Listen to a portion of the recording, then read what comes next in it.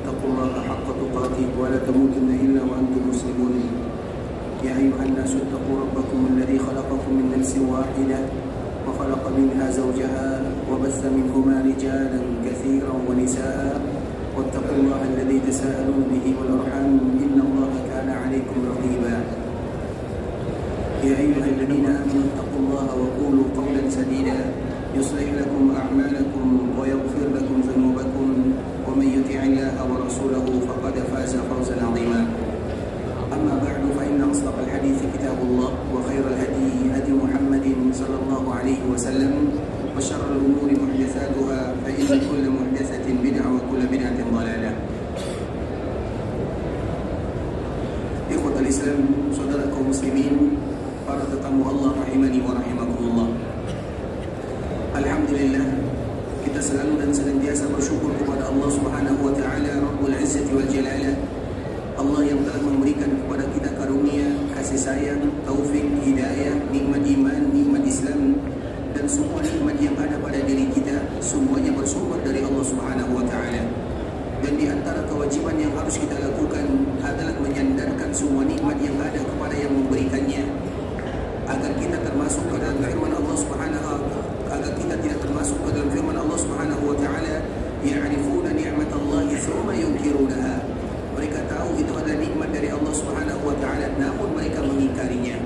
Dan di antara mereka yang ingkar akan nikmat Allah Subhanahu wa taala adalah mereka yang tidak mau beribadah kepada Rabbul Izzah wal Jalalah. Sehingga antara syukur dengan ibadah adalah dua kata yang tidak boleh dipisahkan satu dengan yang lainnya.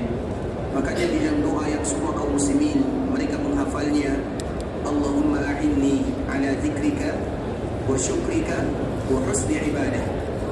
Artinya Allah Subhanahu wa taala gabungkan, ya Allah, bantu aku untuk berzikir, bantu aku untuk bersyukur, dan bantu aku untuk beribadah. Artinya syukur dan ibadah dua kalimat yang tidak dipisahkan. Dan ini bukan doa pertama yang diucapkan oleh Nabi sallallahu alaihi wasallam, ada lagi doa yang lain. Nabi sallallahu alaihi wasallam pernah mengajarkan kepada salah seorang sahabat yang bernama Shaddad bin Aus radhiyallahu taala anhu, dan di antara isi doanya, Allahumma inni as'aluka syukra ni'matika wa husna ibadatik. Agak mirip dengan doa yang pertama diajarkan oleh Nabi sallallahu alaihi wasallam. Ya Allah, sesungguhnya aku bermohon meminta kepadamu agar aku menjadi hamba yang bersyukur dan agar aku menjadi hamba yang selalu beribadah. Artinya antara syukur dengan beribadah dua kalimat yang tidak boleh dipisahkan. Dan itu juga lah yang disebutkan oleh Allah di Al-Quran, wa'buduhu washkurulah. Beribadahlah kalian kepada Allah dan bersyukurlah kalian kepada Allah. Artinya bahwa di antara bentuk kita bersyukur kepada Allah adalah dengan beribadah kepada Allah Azza wa Jalla. Dan nikmat yang luar biasa yang Allah hadiahkan kepada kita bersama ketika kita bisa berada di kota Madinah, kota yang semua kaum muslimin menginginkan agar mereka bisa beribadah di dalamnya. Kesempatan itu telah diberikan oleh Allah kepada kita. Tinggal bagaimana kita memanfaatkan waktu yang ada untuk selalu mendekatkan diri kepada Allah Subhanahu wa taala. Kemudian salawat beriringkan salam semoga senantiasa tercurahkan buat junjungan alam Nabi kita yang mulia, uswah dan qudwah kita bersama, Muhammad bin Abdullah sallallahu alaihi wasallam. Rasulullah sallallahu alaihi wasallam adalah seorang hamba pilihan. Rasulullah sallallahu alaihi wasallam dilebihkan oleh Allah Subhanahu wa taala dibandingkan dengan nabi-nabi yang lainnya. Bahkan Allah Subhanahu wa taala memberikan perbedaan ketika Allah memanggil para nabi dengan Allah Subhanahu wa taala memanggil Nabi sallallahu alaihi wasallam. Kalau Allah memanggil nabi-nabi yang lainnya, Allah panggil mereka dengan namanya. Ya Adam, uskun anta wa zawjuka jannah. Wahai Adam, tinggallah kamu bersama keluargamu di dalam surga. Ketika Allah memanggil Nabi Nuh, ya Nuh, ihbit bisalam. Wahai Nuh, turunlah dengan selamat. Ketika Allah Subhanahu wa taala memanggil Nabi Ibrahim, maka Allah mengatakan, ya Ibrahim, qad saddaqta ar-ru'ya. Wahai Ibrahim, engkau telah membenarkan mimpi yang kami kabarkan. Begitu juga ketika Allah memanggil Nabi Yahya, ya Yahya, khudhil kitaba biquwwah. Begitu juga dikala memanggil Nabi Musa, Nabi Isa dan semua para nabi.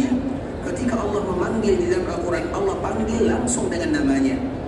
Tapi dikala Allah Subhanahu wa taala memanggil Nabi sallallahu alaihi wasallam, Allah tidak pernah memanggil Nabi langsung dengan namanya. Tidak pernah ada yang namanya ya Muhammad di dalam Al-Quran. Lantas bagaimana cara Allah Subhanahu wa taala memanggilnya? Allah memanggil dengan nubuwah dan risalah. Ya ayyuhan nabi, ya ayyuhan rasul. Artinya Allah Subhanahu wa taala dari cara memanggil saja Allah bedakan cara memanggil nabi dengan nabi-nabi yang lainnya. Nabi SAW tidak pernah disebutkan ya Muhammad, tapi kalau hanya sekedar kabar, iya Muhammadun Rasulullah, wa ma Muhammadun illa Rasul. Artinya ikhwatul Islam, itu bukan panggilan, itu pengkabaran, karena khabar dengan panggilan berbeza. Nah, dikala Allah Subhanahu wa taala memanggil Nabi SAW, maka Nabi dipanggil oleh Allah dengan kalimat nubuwah. Allah pun mengatakan ya ayyuhan nabi, wahai seorang nabi yang diutus. Ya ayyuhar rasul balligh ma unzila ilaika min rabbik, wahai seorang utusan, sampaikan apa yang disebutkan oleh Allah Subhanahu wa taala. Artinya Allah Subhanahu wa taala betul-betul memberikan kelebihan kepada Nabi sallallahu alaihi wasallam dari semua sisi, dari cara memanggil. Bahkan ikhwatul Islam, kita tahu bahwa Allah Subhanahu wa taala di dalam Al-Qur'an biasanya bersumpah dengan makhluknya, dan itu merupakan di antara kekhususan Allah Subhanahu wa taala. Allah bebas bersumpah dengan makhluknya, tapi makhluk tidak boleh bersumpah kecuali dengan nama Allah semata. Tidak boleh bagi seorang hamba mengatakan demi Ka'bah misalnya. Tidak boleh bagi kita mengatakan yang demikian. Atau juga misalnya demi Rasul sallallahu alaihi wasallam, juga tidak boleh bagi kita mengatakan yang demikian. Kita hanya boleh mengatakan demi Allah. Tidak ada demi yang lainnya, siapapun dia. Bahkan Nabi pun tidak boleh bagi kita mengatakan demi Rasulullah sallallahu alaihi wasallam, harus demi Allah azza wajalla. Dan itu adalah perbedaan. Allah boleh bersumpah dengan makhluk yang lainnya. Makhluk tidak boleh bersumpah kecuali dengan Khalik semata, Rabbul Izzat wal Jalalah. Nah, kalau kita perhatikan dalam Al-Quran, ketika Allah bersumpah dengan makhluknya, iya, tapi Allah tidak pernah bersumpah dengan manusia. Allah bersumpah dengan wal-laili, wal-duha, wal-asri, wal-fajr, wal-syamsi, wal-asr. Itu adalah sumpah yang dipakai oleh Allah Subhanahu wa taala dalam Al-Quran. Wat-tin, waz-zaitun. Tidak ada yang namanya Allah bersumpah dengan manusia kecuali satu. La'amruk innahum lafi sakratihim ya'mamun. La'amruka itu, agar kita tahu la'amruka itu apa artinya? Demi Nabi sallallahu alaihi wasallam. Artinya Allah bersumpah dengan Nabi sallallahu alaihi wasallam. Dan itu ikhwatul Islam tidak dijumpai kepada nabi-nabi yang lainnya. Allah tidak pernah berjumpa atau bersumpah dengan nama makhluk, tidak pernah. Tapi Allah bersumpah dengan Nabi sallallahu alaihi wasallam untuk menunjukkan kepada kita bersama betapa mulianya Rasulullah sallallahu alaihi wasallam di sisi Allah azza wajalla. Dan memang di antara bentuk Allah memuliakan Nabi, maka disebutkan oleh Allah di dalam ayat yang tadi dibaca oleh Imam, wa rafa'na laka zikrak, kami akan angkat namamu. Nama Nabi di dunia diangkat, nama Nabi di akhirat mulia. Nama Nabi sallallahu alaihi wasallam betul-betul diangkat oleh Allah azza wajalla. Dan itu adalah bentuk Allah Subhanahu wa taala memuji Nabi, dan itu juga bentuk Allah Subhanahu wa taala bersolawat kepada Nabi. Tinggal giliran kita bagaimana kita memuji, menyanjung, menghormati, menghargai, menjunjung tinggi baginda kita, baginda Nabi Muhammad bin Abdullah sallallahu alaihi wasallam. Sehingga ikhwatul Islam, tentu kaum muslimin mereka wajib mencintai Rasulullah sallallahu alaihi wasallam. Bahkan Allah Subhanahu wa taala menyebutkan bahwa mencintai Nabi melebihi dari segala-galanya. Suatu ketika Umar bin Khattab radhiyallahu taala anhu, dia datang bersua dengan Nabi dan mengatakan, "Ya Rasulullah, la anta ahabbu ilai." Sesungguhnya engkau adalah manusia yang paling aku cintai, lebih daripada aku cinta kepada orang tuaku, anakku, keluargaku, hartaku, kecuali dibandingkan dengan diriku. Ungkapan dan ucapan Umar bin Khattab radhiyallahu taala anhu itu tidak salah sebenarnya, ucapan fitrah. Karena bagaimanapun apabila ada di antara kita yang mencintai orang lain, kecintaan kepada orang lain tentunya tidak lebih mulia, tidak lebih luar biasa dibandingkan cintanya kepada dirinya. Karena itu merupakan di antara tabiat manusia. Setiap manusia pasti mencintai dirinya. Nah, dikala Umar mengatakan kalimat ini kepada Nabi, "Ya Rasulullah, engkau adalah orang yang paling aku cintai. Bahkan engkau lebih aku cintai dari anakku, dari keluargaku, dari istriku, dari orang tuaku, dari hartaku, kecuali dari diriku." Artinya Umar mengecualikan dirinya, karena itu adalah fitrah tabiat manusia. Tapi apa jawaban Nabi sallallahu alaihi wasallam? Apakah Nabi mengikrarkan cintanya Umar kepada dirinya? Tidak. Nabi mengatakan, "Ya Umar, kalau demikian engkau belum cinta kepadaku sampai engkau mencintai diriku melebihi kecintaanmu terhadap dirimu sendiri."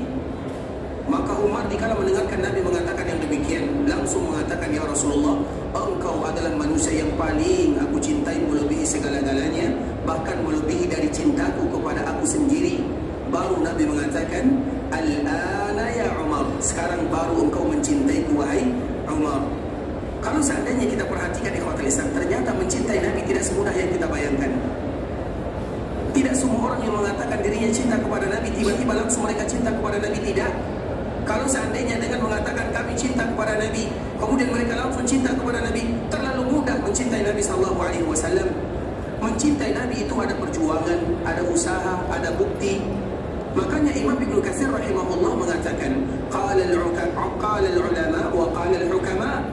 Dia menukilkan dalam kitab tafsirnya, Tafsir Al-Quran Al-Azim, para ulama mengatakan dan para ahli hikmah menyatakan, laisa sya'nu an tuhib walakinna sya'na an tuhab. Permasalahannya bukan bagaimana kalian mencintai Nabi, tapi bagaimana supaya kalian dicintai oleh Nabi sallallahu alaihi wasallam. Karena kalau perkaranya bagaimana mencintai Nabi, semua kita mudah mencintai Nabi sallallahu alaihi wasallam. Tapi ternyata bagaimana supaya kita dicintai oleh Nabi sallallahu alaihi wasallam. Maka dari situlah mereka yang mencintai Nabi tidak boleh lewat dari 4 perkara ini. Yang pertama, ta'atuhu fima amar. Yang kedua, tasdiquhu fima akhbar. Dan yang ketiga, wajtinabu ma naha anhu wa zajar. Dan yang keempat, wa alla yu'badallahu illa bima syara'. Itulah bukti kita cinta kepada Nabi, yang mana artinya nanti kita bisa cari sendiri. Artinya yang kuatul Islam, itulah bukti kita cinta kepada Nabi SAW, agar kita mengatakan, oh ternyata cinta kepada Nabi itu tidaklah mudah.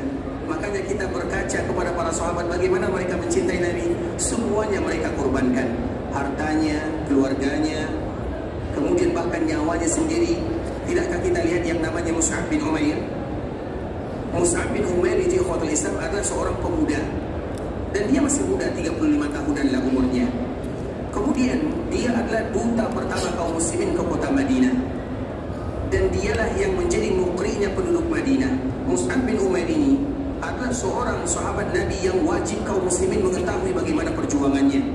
Karena sebelum Nabi datang ke kota Madinah, dia dulu diutus oleh Nabi ke kota Madinah mengajarkan penduduk Madinah ayat-ayat Allah Subhanahu wa taala, sehingga dia terkenal dengan mukri. Mukri itu artinya orang yang membacakan Al-Quran kepada penduduk Madinah. Sehingga coba kita bayangkan, ketika Nabi datang ke kota Madinah, penduduk Madinah sudah beragama Islam. Siapa yang membuat mereka tertarik ke dalam agama Islam? Mus'ab bin Umair. Karena dia ajarkan Al-Quran, dia bacakan Al-Quran, kemudian begitu juga dia berdakwah. Kemudian dia kuat Islam. Mus'ab bin Umair ini, dikala terjadi perang Uhud, dia termasuk orang yang meninggal, termasuk orang yang syahid, dan dikuburkan bersama sahabat yang bernama Hamzah. Karena yang meninggal dikala terjadi perang Uhud itu kurang lebih jumlahnya 70 orang. Berapa jumlah dari muhajirin? Iya, mungkin kita tahu jumlah mereka yang wafat di Uhud, tapi pertanyaannya berapa orang muhajirin yang meninggal? Dan berapa pula orang Ansar yang meninggal? Orang muhajirin yang meninggal hanya 4 orang saja. Kita tahu Hamzah, dan yang kedua adalah Mus'ab bin Umair. Salah satunya adalah Mus'ab bin Umair. Pertanyaan yang berikutnya, mengapa Mus'ab ini meninggal? Mus'ab ini meninggal ikhwatal Islam karena dia menjadi tameng bagi Nabi SAW. Badannya ini karena Nabi terjebak di dalam sebuah lubang yang sulit bagi Nabi bergerak. Kemudian orang-orang Quraisy mereka berbondong-bondong untuk ingin membunuh Nabi SAW. Nabi sulit untuk melawan karena terjebak di dalam sebuah lubang. Siapa menolong Nabi? Siapa menjadi tameng Nabi? Mus'ab bin Umair. Dia jadikan dirinya sebagai tameng bagi Nabi SAW. Nabi selamat, dia wafat. Begitu dia mencintai Nabi SAW. Artinya ternyata mencintai Nabi itu adalah perkara yang betul-betul kita harus pahami. Makanya 4 kaidah yang tadi kita sebutkan, itulah bukti kita cinta kepada Nabi. Ta'atuhu fima amar, wa tasdiquhu fima akhbar, wa jitinabu ma naha anhu wa zajar, wa an la yu'badallahu illa bima syara'. Dan juga di antara salah satu kita mencintai Nabi SAW adalah dengan bagaimana kita mempelajari sejarah perjuangan, pengorbanan dan dakwah Nabi. Makanya mustahil ada orang yang cinta kepada Nabi kemudian mereka tidak tahu tentang Nabi itu sendiri. Bukankah cinta itu muncul dari pengetahuan? Cinta itu muncul kepada Nabi SAW karena kita tahu Nabi, karena kita kenal Nabi. Makanya orang yang paling paling cinta kepada Nabi, salah satunya adalah mereka yang paling tahu tentang Nabi SAW, tahu tentang sejarah Nabi, tahu tentang perjuangan Nabi, tahu tentang pengorbanan Nabi, dan tahu tentang semuanya tentang Nabi SAW. Maka dengan secara sendirinya cinta akan tumbuh dan mekar di dalam jiwa dan raga. Dan kita ingin demikian, kita ingin betul-betul mencintai Nabi. Dan di antara bukti kita cinta kepada Nabi adalah mempelajari tentang sejarah Nabi itu sendiri. Makanya kita bertanya, apakah kita sudah pernah menamatkan buku sejarah tentang Nabi SAW? Sudah berapa kali kita membaca tentang Nabi SAW? Kemudian tiba-tiba kita mengatakan, aku cinta kepada Nabi SAW. Mana buktinya? Cinta kepada istri saja butuh bukti, cinta kepada anak-anak saja butuh bukti. Apakah cinta kepada Nabi tidak ada buktinya? Dan di antara salah satu buktinya adalah bagaimana kita betul-betul mempelajari tentang Nabi SAW. Dan pada pembahasan ini, ikhwatul Islam, kita duduk di dalam Masjid Nabawi. Allah Subhanahu wa taala muliakan kita bisa bertetangga dengan Nabi, karena Nabi tinggal di kota Madinah dan Nabi akan berada di kota Madinah untuk selama-lamanya. Sehingga di antara kemuliaan bagi mereka yang datang ke kota Madinah, ini poin penting yang harus kita ingat, bahwa sekarang kita sedang bertetangga dengan Rasulullah SAW. Maka dikala kita berada di kota Madinah, maka ingat baik-baik, jangan melakukan hal-hal yang dibenci oleh Nabi SAW. Setiap kali kita berada di kota Madinah, tinggalkan nilai-nilai ibadah di dalamnya, karena tetangga kita ada Nabi SAW. Coba bayangkan, kalau kita sedang bertetangga dengan Nabi SAW, apa yang harus kita tinggalkan? Yang kita tinggalkan adalah ibadah, yang kita tinggalkan adalah salat, yang kita tinggalkan adalah zikir. Keindahan dan keharuman ibadah itu yang kita tinggalkan. Jangan pernah tinggalkan di kampung Nabi puntung rokok. Tahu puntung rokok? Orang yang tahu mereka bertetangga dengan Nabi SAW. Kami mohon maaf ya, yang mereka tinggalkan adalah busuknya asap rokok, puntung rokok, dan yang semisalnya. Mereka lupa kalau ini adalah kampung halaman Nabi SAW. Maka ingat itu baik-baik di ikhwatul Islam. Kami mohon maaf kalau bahasa kami ini kasar, tapi harus kita sampaikan karena kita tetangga Nabi. Coba bayangkan kalau Nabi hidup di zaman kita, kemudian dia melihat Nabi SAW, melihat ada kaumnya, umatnya yang mereka mengatakan cinta kepada Nabi, kemudian mereka dengan santainya di luar sana mengisap sesuatu yang membuat mereka mudarat kepadanya.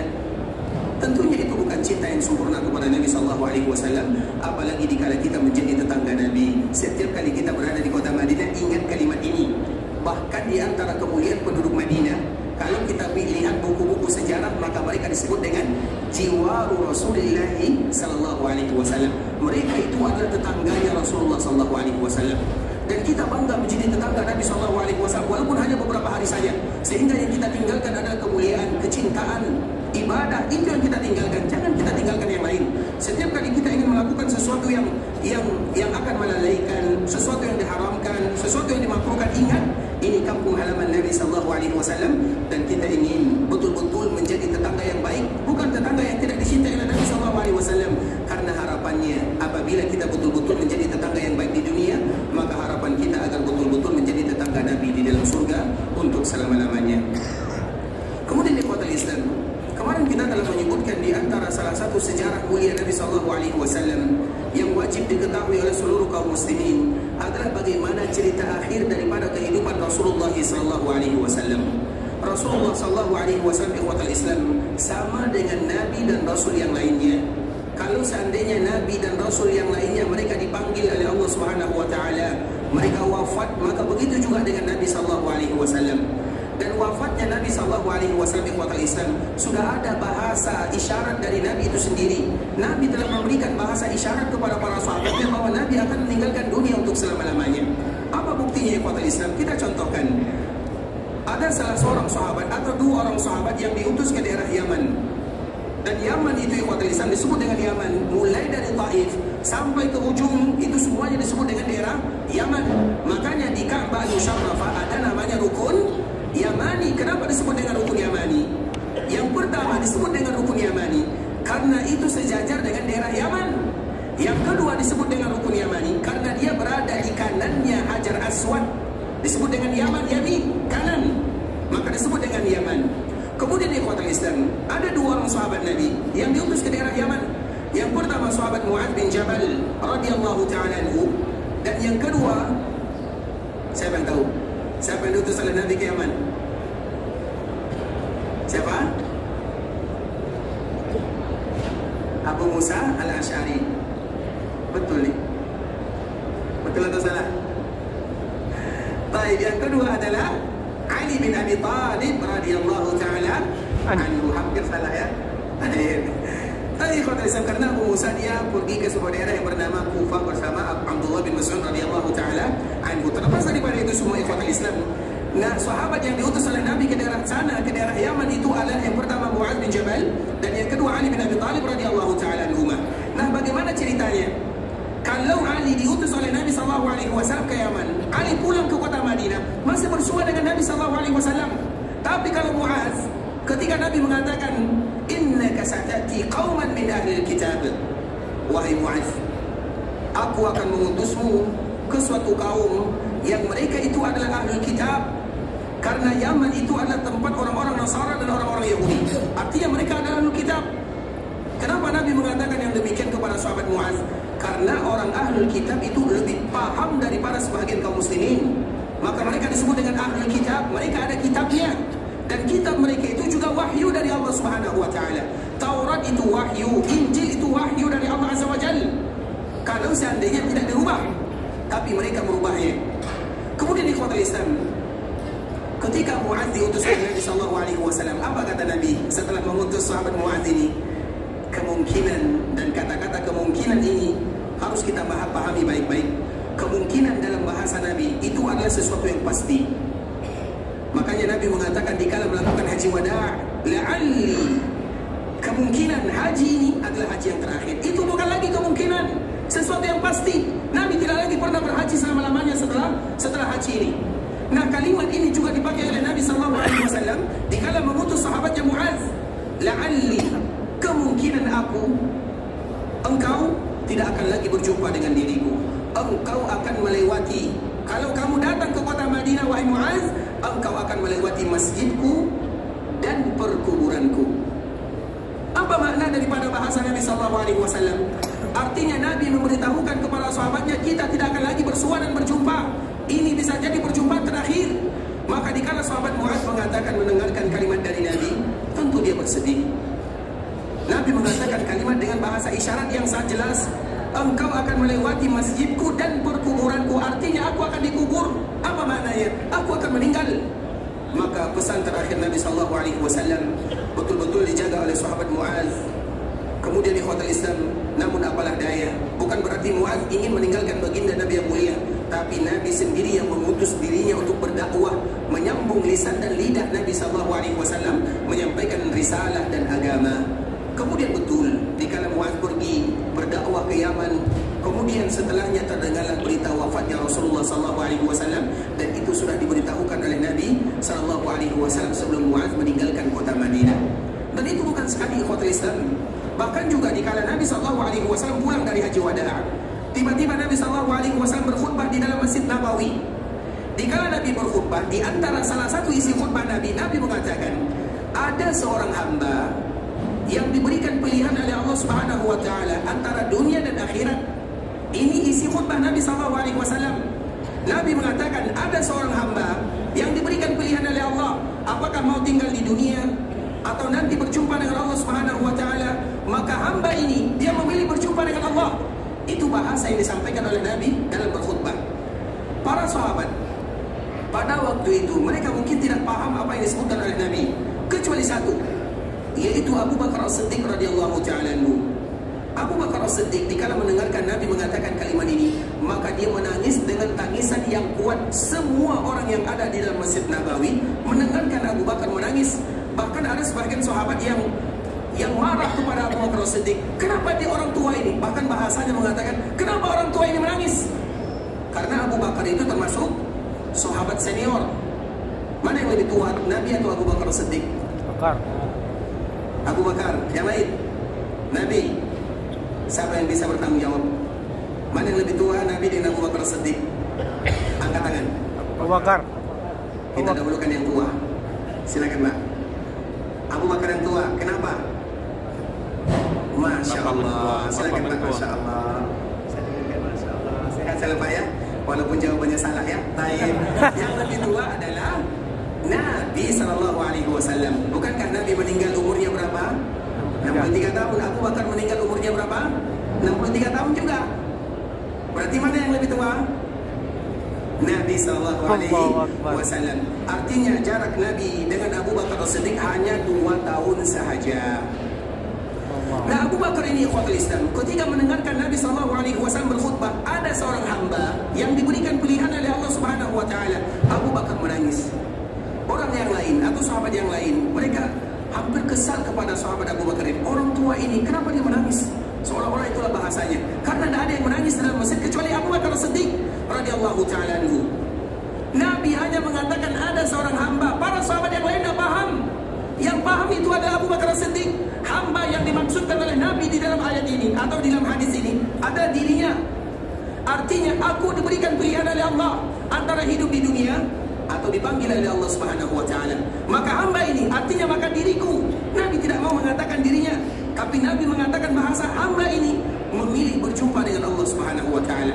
Abu Bakar paham makna Nabi atau makna yang disebutkan oleh Nabi, sehingga dia menangis dan ternyata yang ditangiskan oleh Abu Bakar As-Siddiq betul-betul terjadi karena Nabi akan diberikan pilihan oleh Allah Subhanahu Wa Taala. Dan itu bukan hanya Nabi saja, semua para Nabi ketika mereka meninggal diberikan pilihan oleh Allah Subhanahu Wa Taala. Bukankah Nabi Sulaiman juga diberikan pilihan oleh Allah, bahkan dia berpesan kepada malaikat maut, wahai malaikat, tiba-tiba karena di tempat atau di kamar, di tempat tinggalnya Nabi Sulaiman itu tidak ada satupun yang masuk. Tiba-tiba ada orang yang masuk. Dia pun bertanya, kamu siapa? Maka orang ini mengatakan, aku malaikat maut. Kemudian malaikat maut datang bukan untuk mencabut nyawanya. Kemudian apa kata Nabi Sulaiman? Nanti kalau ajalku sudah dekat, maka beritahukan diriku.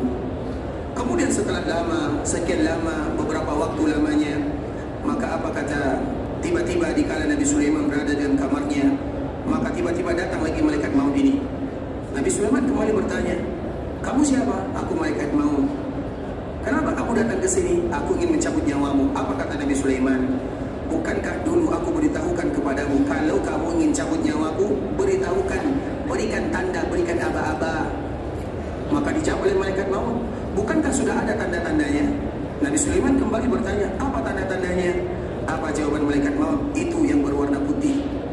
Yang berwarna putih itu adalah aba-aba dan tanda-tanda bahwa kita akan dipanggil oleh Allah Subhanahu Wa Taala. Atau artinya umpan itu bukankah suatu tanda bahwa kita akan dekat berjumpa dengan Allah Subhanahu Wa Taala. Begitu juga dengan Nabi Musa. Dikala dia ingin dipanggil oleh Allah, datang malaikat maut. Kalau Nabi Sulaiman, malaikat maut datang, dia masih berdialog, masih biasa dialognya. Kalau Nabi Musa, dikala malaikat maut datang, langsung dipukulnya. Dikala malaikat ini datang dalam bentuk manusia, Nabi Musa heran, kamu siapa? Malaikat ini mengatakan, aku malaikat maut ingin mencabut nyawamu. Langsung ditampar oleh Nabi Musa. Tanggal matanya, keluar matanya. Dan itu diceritakan dalam hadis ikhwatul Islam. Sehingga malaikat ini datang mengadu kepada Allah, ya Allah, engkau utus diriku kepada hamba yang belum mau meninggal. Maka Allah mengatakan kepada malaikat maut, tanyakan kepadanya, dia ingin tinggal di dunia berapa tahun lagi? Kalau dia mau, letakkan tangannya di lembut sapi, kemudian semua tangan yang menutupi bulu sapi ini, maka setiap bulu dihitung 1 tahun. Artinya kalau Nabi Musa ingin ditambah umurnya, maka malaikat ini datang kepada Nabi Musa. Allah mengatakan seperti ini, seperti itu. Apa kata Nabi Musa? Kalau seandainya Allah berikan kepadaku ribuan tahun, kemudian setelah ribuan tahun apa? Maka malaikat ini juga mengatakan mati. Kemudian Nabi Musa pun mengatakan, kalau ujung-ujungnya juga mati, maka sekarang aku mati. Artinya pada akhirnya dikala dia mengatakan sekarang saja aku meninggal, maka di saat itulah malaikat mencabut nyawanya. Artinya ikhwatul Islam, para nabi diberikan kekhususan oleh Allah Subhanahu Wa Taala. Tidak ada di antara mereka yang meninggal kecuali diberikan pilihan. Dan rata-rata jawaban, bahkan semua jawaban para nabi pasti ingin berjumpa dengan Allah Subhanahu Wa Taala. Begitu juga dengan Muhammad bin Abdullah sallallahu alaihi wasallam, sebagaimana hadis yang tadi disampaikan oleh Nabi, ada seorang hamba, artinya dirinya diberikan pilihan oleh Allah antara tinggal di dunia atau berjumpa dengan Allah, maka hamba ini memilih berjumpa dengan Allah. Artinya Nabi lebih memilih berjumpa dengan Allah Subhanahu Wa Taala, dan nanti insyaallah detailnya akan lebih kita sebutkan. Ikhwatul Islam, tentu Tentunya banyak bahasa isyarat yang disebutkan oleh Nabi SAW, bahwa Nabi, kita harus ingat, Nabi itu punya dua sifat di dalam dirinya, dan itu Allah yang menyebutkannya. Dua sifat ini diabadikan oleh Allah Subhanahu wa taala di akhir surah Al-Kahfi. Siapa yang hafal akhir surah Kahfi? Ada yang tahu akhir surah Kahfi? Surat yang dianjurkan bagi kaum muslimin membacanya di hari Jumat. Allah Subhanahu wa taala menyebutkan, ada yang hafal, ada yang tahu akhirnya? Karena akhir surah Al-Kahfi ini penting ikhwatul Islam. Allah Subhanahu wa taala menyebutkan, qul innama ana basyarun mithlukum. Allah memerintahkan Nabi SAW, wahai Muhammad, katakan kepada semua umatmu, katakan kepada mereka semuanya. Apa yang harus dikatakan oleh Nabi kepada kita agar kita tahu siapa Nabi kita? Innama ana basyarum mislukum. Aku ini, kata Nabi SAW, atau kalimat yang harus disampaikan oleh Nabi kepada umatnya, ana basyarum mislukum. Aku ini sama manusia dengan kalian, sama dengan kalian. Kalian berkeluarga, aku juga berkeluarga. Kalian buang hajat, aku juga buang hajat. Kalian makan, aku juga makan. Kalian minum, aku juga minum. Bahkan disebutkan di awal surah Al-Furqan, di antara salah satu sifat Nabi, wa yamshi fil aswaq. Nabi itu suka berjalan, atau di antara sifat Nabi, berjalan di pasar. Apa gunanya Allah Subhanahu wa taala mengatakan kalau Nabi berjalan di pasar? Agar kita tahu bahwa Nabi itu sama dengan manusia yang lainnya. Nabi juga butuh ke pasar sebagaimana kita butuh ke pasar. Artinya Nabi butuh sebagaimana kita butuh. Nabi butuh makanan, Nabi butuh minuman, keluarga, Nabi ada anak. Karena memang Nabi adalah berasal dari bangsa manusia. Nabi itu ikhwatul Islam, makanya disebutkan, qul innama ana basyarum mithlukum. Aku ini sama dengan kalian, bashar. Bashar itu artinya manusia. Itu sifat Nabi yang pertama. Kemudian sifat yang kedua, tidak cukup bashar saja. Karena Nabi iya manusia biasa, tapi Nabi ada perbedaannya dengan manusia biasa. Yuha ilayya.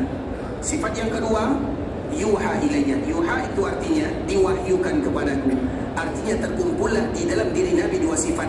Yang pertama abdun, dan yang kedua rasulun.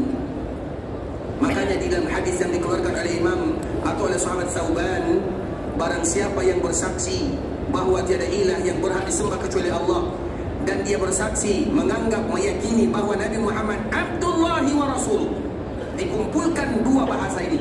Barang siapa yang beranggapan bahwa Nabi adalah Nabi, seorang manusia sekaligus seorang utusan Allah Azza wa Jalla, maka dia masuk dan dijamin surga untuknya. Artinya ini keyakinan kaum muslimin, bahwa kita meyakini Nabi adalah manusia biasa dan Nabi adalah utusan Allah Subhanahu wa taala. Makanya Nabi tidak boleh diangkat kepada derajat ketuhanan. Sehingga kenapa kita tidak meminta kepada Nabi SAW dikala kita datang ke kota Madinah, dan di antara salah satu yang dianjurkan bagi kita melakukannya adalah berziarah ke kuburan Nabi. Dan kemarin kita telah menyebutkan doanya. Namun dikala kita berziarah, tidak ada kaum muslimin yang mengatakan, ya Rasulullah, berikan kepadaku hajat ini, hajat itu, kabulkan doaku. Aku belum punya keturunan, berikan keturunan. Aku belum diberikan pekerjaan, berikan pekerjaan. Ada masalah, mudahkan masalahku. Tidak ada kaum muslimin yang mengatakan demikian. Mereka langsung meminta kepada Allah.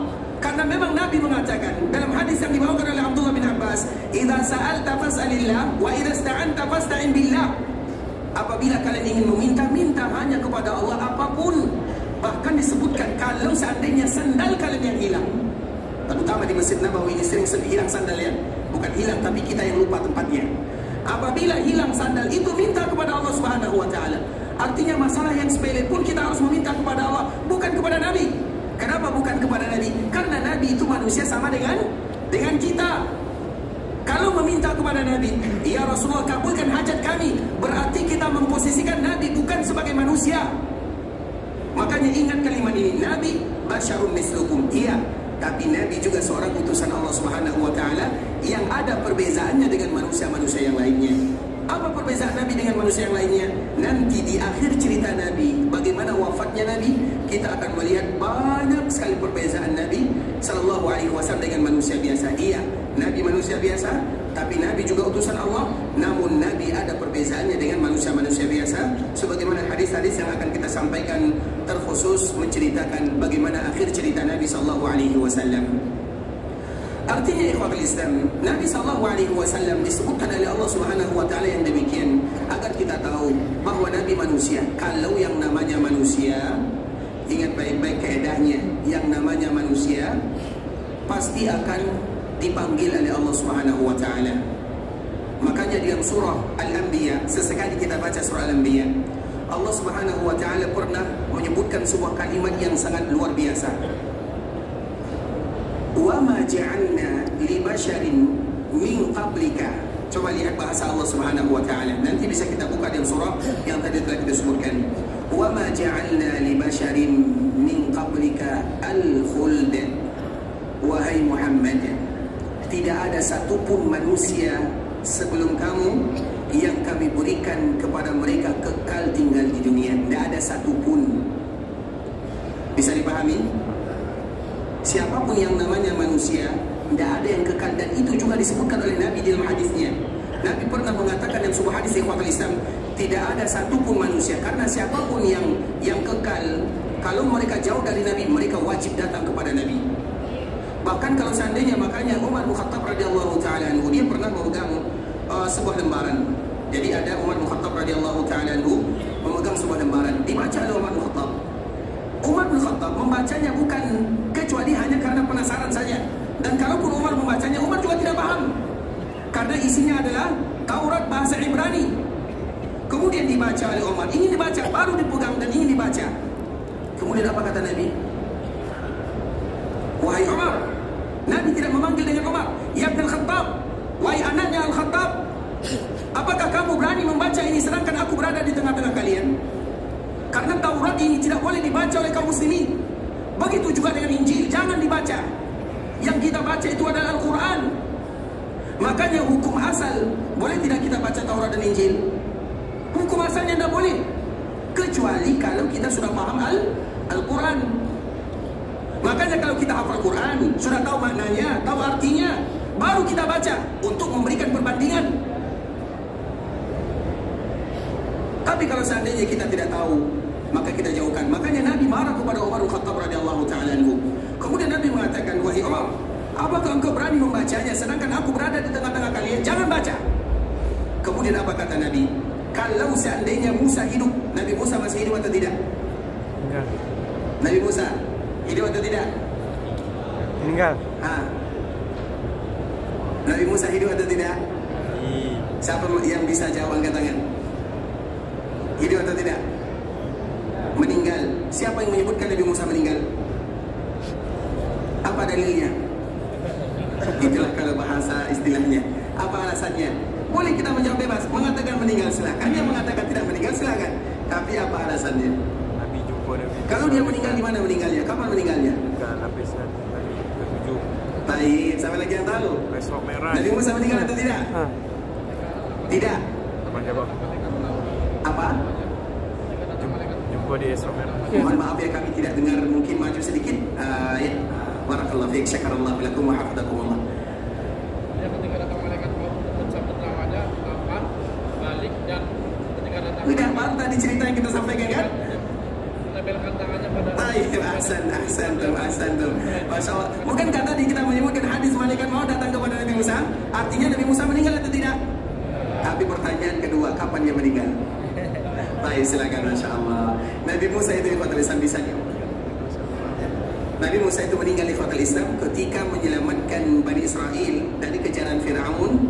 Kemudian setelah mereka selamat, karena Fir'aun dan bala tentaranya serta Nabi Musa dan Bani Israel mereka tinggal di Mesir. Kemudian mereka lari ke seberang Laut Merah. Artinya mereka sampai kira-kira di Jeddah atau sekitar itulah, di seberang Laut Merah, karena mereka diselamatkan oleh Allah. Kemudian Allah perintahkan Nabi Musa dan kaumnya ini untuk masuk ke sebuah daerah yang barokah. Apa daerah yang barokah? Syam. Syam itu disebut dengan daerah yang barokah. Dan semoga Allah menjaga saudara kita yang ada di sana. Syam itu diperintahkan oleh Allah Nabi Musa untuk masuk. Maka Nabi Musa mengatakan kepada umatnya, Allah perintahkan kita masuk ke sana. Apa jawaban Nabi Musa atau jawaban kaumnya? Qalu lan nadkhulaha abadan ma damu fiha fadhhab anta wa rabbuka faqatila innaha huna qa'idun.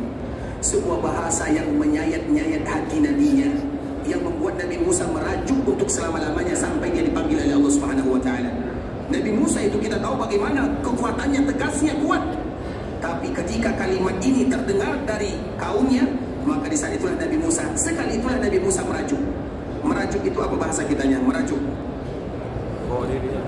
Ada yang bahasa lain? Ngambek. Ah ya, ngambek. Bahasa kitanya ngambek. Jadi ikhwatul Islam, Nabi Musa ini ketika diperintahkan oleh Allah, maka Nabi Musa mengatakan kepada kaumnya, maka kaumnya mengatakan ilhaq anta qalu lan nadkhulaha abada, selama-lamanya kami tidak akan pernah mau masuk ke sana dan datang ke sana. Jadi orang Yahudi itu mereka tidak mau masuk ke sana dulu. Kemudian ikhwatul Islam, sekarang lain cerita. Kemudian ikhwatul Islam, abada madamu fiha, selama mereka ada di sana. Kemudian apa? Mereka bukan hanya tidak mau masuk, kemudian mereka mengatakan kalimat yang mengiris-ngiris hati Nabi Musa alaihissalam, izhab anta wa rabbuka faqatila innaha huna qaidun. Pergilah kamu bersama Tuhan, wahai Musa, biarkan kalian berdua berperang, kami duduk di sini memperhatikan kalian berdua berperang. Bukankah kalimat yang betul-betul membuat Nabi Musa sedih selama-lamanya, merajuk ngambek Nabi Musa? Maka Nabi Musa mengadu kepada Allah, ya Allah, kaumku ini yang mereka ucapkan fafruq bainana wa bainal qaumil fasikin. Maka Nabi Musa langsung mengatakan, pisahkan antara aku dengan mereka semuanya, karena mereka itu adalah orang-orang fasik. Fafruq bainana, pisahkan kami. Kami itu maknanya Nabi Musa dan saudaranya Harun. Fafruq bainana wa bainal qaumil fasikin, dan mereka-mereka yang tidak mau taat kepada perintahmu. Akhirnya Allah pisahkan Nabi Musa dengan kaumnya. 40 tahun mereka dihukum. Arba'ina sanah yatihuna fil ard. Mereka tersesat, tidak tahu arah 40 tahun lamanya. Dan dalam masa 40 tahun ini, Nabi Musa, Nabi Khidir mereka meninggal. Bisa dipahami? Baik. Nabi Musa meninggal. Kalau Khidir? Ya. Siapa yang berani jawab dan tanggung jawab? Silakan. Astagfirullah. Baik, Nabi Musa dengan Khidir, mana yang lebih mulia? Nabi Musa atau Khidir? Jawab, tidak menjadi masalah. Jawab. Mana yang lebih mulia, Nabi Musa atau Khidir? Nabi Khidir, Pak, ya Masya Allah. Kenapa dia lebih mulia? Khidir ini Nabi atau wali? Nabi dan wali. Terus kalau Nabi Musa ini siapa? Nabi juga. Mana yang lebih mulia, Nabi Musa atau Nabi Khidir? Betul nih. Apa alasannya? Baik, tidak menjadi masalah. Apa alasannya, Pak? Lupa ya, Masya Allah. Silakan, Masya Allah. Sehat selalu, Pak, ya. Semoga diberikan panjang umur dalam rangka beribadah kepada Allah Subhanahu wa Ta'ala, dan agar Allah menjaga semua kaum muslimin. Amin. Tadi khotbah Islam. Sekarang kita jelaskan. Nabi Khidir itu para ulama mereka berbeda. Ada yang menyebutkan Nabi, ada yang menyebutkan wali. Iya atau tidak? Ya. Baik, ada yang menyebutkan Nabi, ada yang menyebutkan Nabi, ada yang menyebutkan wali. Dan itu perbedaan yang masyhur. Artinya para ulama memang betul-betul mereka berbeza di sana. Dan kita tidak boleh memungkiri. Yang mengatakan wali silahkan, yang mengatakan Nabi juga tidak menjadi masalah. Sedangkan Nabi Musa, apakah para ulama mereka berbeda? Tidak. Nabi Musa itu apakah hanya sekedar Nabi? Tidak, dia juga seorang Rasul. Apakah dia hanya sekedar seorang Rasul? Tidak, dia adalah Rasul. Rasul Ulul Azmi. Siapa yang berani mengatakan Nabi Musa Rasulul Azmi dengan dalilnya? Allahu Akbar. Apa alasannya kalau Nabi Musa itu Rasulul Azmi? Agar kita tidak berbicara kosong, ya.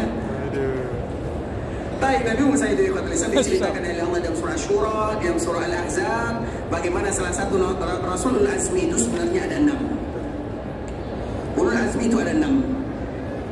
Yang pertama adalah Nabi Adam tentunya, yang kedua Nabi Nuh, Nabi Ibrahim, Nabi Musa, Nabi Isa, dan Nabi Muhammad SAW.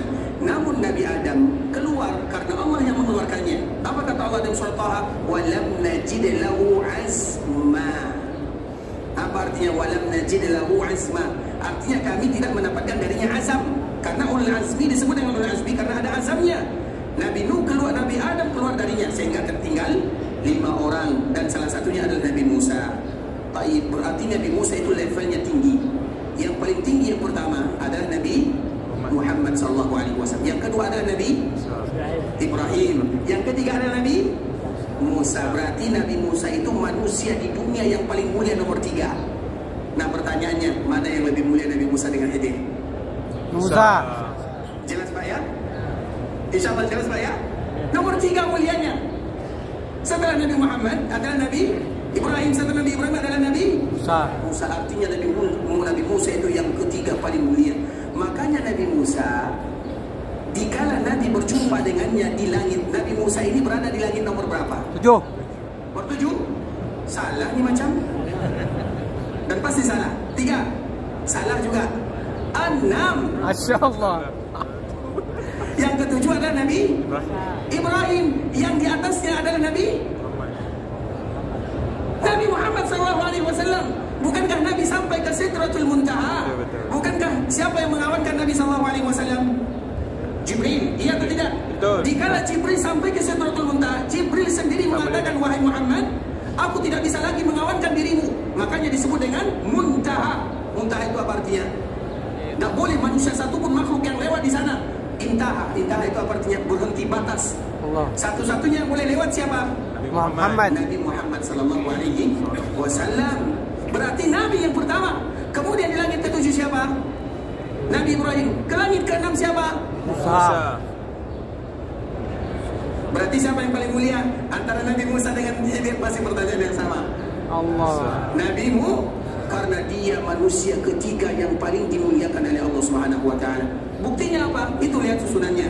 Nabi Muhammad lebih dari Sidratul Muntaha, langit ke-7 Nabi Ibrahim, langit ke-6 Nabi Musa alaihi wassalam.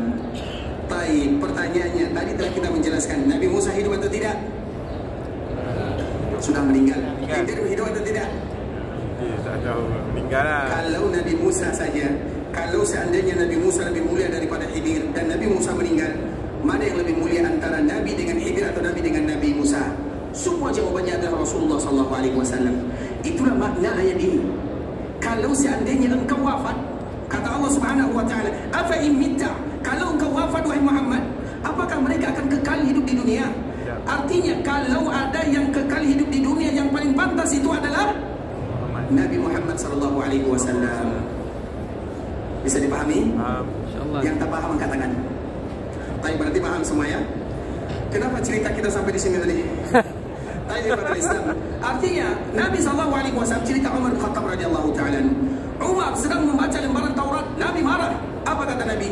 Lau kana Musa hayya. Kalau seandainya Musa hidup, berarti Nabi Musa meninggal. Kalau, artinya kalau ini, karena kalau itu tidak semuanya dilarang. Ada kalau itu boleh dia katakan, kalau nanti seperti ini, maka aku lakukan seperti ini. Ada kalau yang boleh, ada kalau yang tidak boleh. Jadi kalimat lau itu bukan semuanya kalimat yang membuka perbuatan syaitan di dalamnya, enggak. Dan salah satu berandai-andai yang paling bagus adalah berandai-andai melakukan kebaikan. Dan semua kaum muslimin harus berandai-andai melakukan kebaikan. Yang berandai-andai itu ada dikala kita berbicara tentang takdir kauniyah. Takdir itu ada dua. Yang pertama takdir diniyah, dan yang kedua takdir kauniyah. Apa bedanya? Nanti cari sendiri, karena ini bukan pembahasannya. Kemudian ikhwatul Islam, nah Nabi mengatakan lau kana Musa hayya, kalau Nabi Musa itu masih hidup, ma wasi'ahu illa tibai, maka tidak ada pilihan baginya kecuali datang ke sini, datang bertemu dengan Nabi, dan wajib hukumnya Nabi Musa ikut kepada Nabi sallallahu alaihi wasallam. Dan memang demikian keadaannya ikhwatul Islam, karena memang wa ma arsalnaka illa rahmatan lil alamin. Makanya itulah buktinya kalau Nabi Musa hidup di zaman Nabi, maka Nabi Musa akan ikut kepada agama Nabi. Makanya orang yang ikut dan menghargai, menghormati, mengatakan Nabi Musa sebagai Nabi, semua mereka harus ikut kepada Nabi Muhammad SAW. Begitu juga dengan Nabi Isa. Nabi Isa itu ikhwatul Islam, bukankah Nabi Isa itu umurnya, walaupun terjadi para ulama berbeda di sana, umur Nabi Musa itu hanya 40 tahun sahaja. 33 tahun sudah dulu habis di dunia, dan kaumnya ingin membunuhnya. Kemudian dikala mereka ingin membunuhnya, Allah angkat ke langit. Kemudian kapan lagi diturunkan? Nanti di akhir zaman diturunkan. Dan dikala diturunkan, berapa lama Nabi Isa tinggal di dunia? 7 tahun. Sehingga 33 tambah 7 jadi 40 tahun. Artinya 40 tahun sahaja Nabi Isa hidup. Kemudian dikala nanti turun, dia turun bersama malaikat Jibril. Jadi Jibril itu sudah lama tidak turun. Ketika Nabi meninggal, maka Jibril tidak lagi turun. Kemudian kapan lagi turun? Nanti dikala membawa Nabi Isa. Kemudian dikala turun, maka Nabi Isa itu rambutnya indah tapi lurus. Karena Nabi Isa rambutnya lurus, Nabi Musa rambutnya keriting, Nabi Muhammad rambutnya di antara rambut Nabi Musa dan Nabi Isa. Apa? Ikal. Kemudian Nabi Isa ini rambutnya lurus dan seolah-olah masih basah. Kemudian turun bersama malaikat Jibril. Ketika turun, Dajjal masih ada di dunia. Dan yang membunuh Dajjal, siapa yang membunuh Dajjal? Nabi Isa. Dajjal tidak pernah dibunuh. Dajjal tidak pernah dibunuh. Tapi Dajjal dikala melihat Nabi Isa, langsung meleleh sebagaimana garam dimasukkan ke dalam air. Tidak pernah disentuh oleh Nabi Isa. Dia langsung hilang, melenyap, langsung mampus kalau bahasa kitanya. Jadi dia tidak dibunuh. Melihat Nabi Musa, Nabi Isa, maka dia langsung meleleh di sebuah pintu yang namanya pintu Lut. Kemudian setelah Dajjal ini tewas, mampuslah kalau bahasa kitanya, maka Nabi Isa bersua dengan kaum muslimin. Karena antara Nabi Isa dengan Mahdi itu satu zaman. Kemudian dikala Nabi Isa ingin melakukan salat, maka orang-orang memerintahkan silakan jadi imam. Nabi Isa tidak mau jadi imam. Yang jadi imam itu adalah kalian dari umat Muhammad SAW. Dan Nabi Isa ikut. Apa maknanya? Berarti dikala Nabi Isa turun di akhir zaman, dia berada di dalam agama Nabi Muhammad SAW. Maka di antara hadis yang disebutkan, dikala Nabi Isa turun, apa pekerjaan Nabi Isa? Karena dunia ini selama 7 tahun adil, makmur, sentosa, tidak ada kejahatan satupun. Setelah 7 tahun habis, maka siap-siaplah yang namanya kiamat kubra. Tapi 7 tahun ini adalah zaman yang paling indah. Kemudian ikhwatul Islam, apa tugas Nabi Musa, Nabi Isa dikala turun? Tugasnya apa? Mematahkan salib, membunuh babi. Itu disebutkan dalam hadis Nabi SAW. Dikala Nabi Isa turun, mematahkan salib. Kenapa harus dipatahkan salib? Agar orang-orang tahu salib ini bukan dariku, kata Nabi Isa alaihissalam. Karena salib itu tidak pernah ada, bahkan di zaman Nabi Isa pun tidak ada. Begitu juga babi. Kenapa Nabi Isa membunuh babi? Kenapa harus membunuh babi? Agar orang-orang yang dulu mengatakan yang menghalalkan babi itu adalah Nabi Isa, sekarang Nabi Isa yang membunuhnya. Artinya ada risalah yang luar biasa ditunjukkan oleh Nabi Isa alaihissalam. Nah, begitulah para nabi dan para rasul ikhwatul Islam. Tidak ada di antara mereka kecuali semuanya berada di dalam syariat Nabi SAW. Nah, persamaannya, Nabi SAW disebutkan oleh Allah dalam Al-Quran surah Al-Anbiya sebagaimana tadi yang kita sebutkan. Wa ma ja'alna li basyarin min qablikal khulda. Tidak ada satupun yang namanya manusia yang kekal kami jadikan dalam kehidupan dunia. Wama, kita tahu wama apabila di awal kalimat itu betul-betul nafi. Nafi itu tidak ada satupun, tidak ada pengecualian. Wama ja'alna li basyarin min qablikal khuld afa in mitta. Coba lihat bahasa Allah, afa in mitta afa humul khalidun. Kalau engkau meninggal, apakah mereka kekal? Seolah-olah Allah Subhanahu wa taala memberikan bahasa bahwa manusia yang paling mulia itu adalah Muhammad bin Abdullah. Kalau ada yang kekal di dunia, maka engkau yang paling pantas kekal. Karena wafatnya Nabi itu ikhwatul Islam musibah yang melanda dunia. Bukan hanya musibah yang melanda sahabat Nabi. Kita setiap kali bercerita tentang wafatnya Nabi SAW, maka kita akan sedih. Pengorbanan yang luar biasa, perjuangan yang sangat indah yang dilakukan oleh Nabi SAW. Maka pantas Anas bin Malik radhiyallahu ta'ala mengatakan, Anas bin Malik menyebutkan ikhwatul Islam di dalam sebuah kalimat yang sangat indah, syahidu yawma dakhala Madinah. Aku termasuk orang yang menyaksikan Nabi datang ke kota Madinah. Anas ketika Nabi datang ke kota Madinah, dia masih kecil, masih budak kecil, umurnya 9 tahun atau 10 tahun. Kemudian ikhwatul Islam, kana ahsan wala atwa min yawmin dakhala alaina fihi Rasulullah sallallahu alaihi wasallam. Hari yang paling indah yang dirasakan oleh penduduk Madinah adalah hari datangnya Nabi ke sini. Karena penduduk Madinah itu mereka mendatangkan atau mereka mendapatkan hari yang paling indah ada 2. Yang pertama, ketika Nabi masuk ke sini, semuanya berubah. Madinah yang tadinya wabah menjadi daerah yang sehat. Madinah yang airnya kuning karena banyaknya wabah penyakit menjadi bersih, jernih, putih.